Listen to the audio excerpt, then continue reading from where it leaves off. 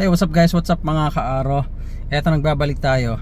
By the way, papunta ako ngayon ng Caloocan para ipakita or ipalagyan ng PPF yung nasa side natin dito. Kasi yung buong sasakyan nalagyan to ng PPF. However, may isang part dito na na-miss. And papalagyan natin. But in the meantime, pakita ko sa inyo anong difference. In fact, malaking difference ng may PPF sa wala. Kung gaano ka-effective talaga ang PPF. So kung kaya nyo afford, I suggest talaga magpa-PPF kayo. Let's go guys, pakita ko sa inyo.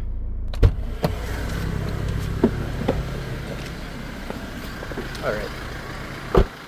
Okay, so ito yung panel na sinasabi ko guys at mga kaaro. So, kaliwa meron, kanan wala. So it's like before and after.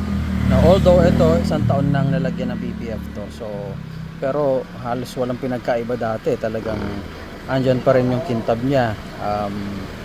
Iwas swirl marks talaga. Anyway, pakita ko sa inyo, paliwanag ko. So ito yung walang PPF, okay? Ito yung may PPF. So tandaan nyo to. Okay, tuto ko para mas makita nyo. Wala akong makitang swirl marks, okay? If meron man, kasi kanina pinunasan ko para makita nyo lang. Kung meron man, pag init ng araw, walang araw kasi, pag uminit ang araw, as in magpa-flatten yan, kikintab ulit, magiging glossy ulit. Now, dito sa kabila walang nangyayaring ganyan. That's because wala siyang PPF. So kung makikita nyo rito, anggulan natin ng konti. Okay, teka, kung masyado may pakita. Ayun o. I don't know if nakikita ng camera natin, pero sa akin kitang kita ko eh. Maraming mga swirl marks itong part na to. Dito wala, kitang kita naman eh. Diba?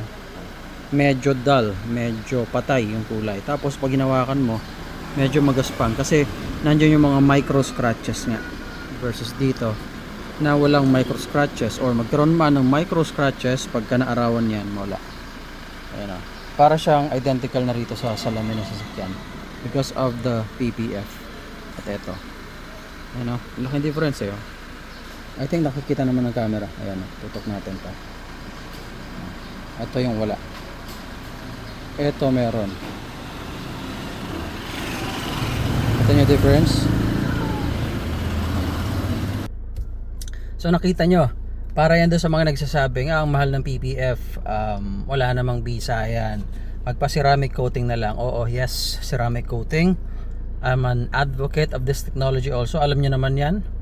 Pero sinasabi ko pa rin guys, kung kaya nyo magpa-PPF kayo. Malaking bagay. Yan lang muna, update ko kayo mamaya. Sige, let's go.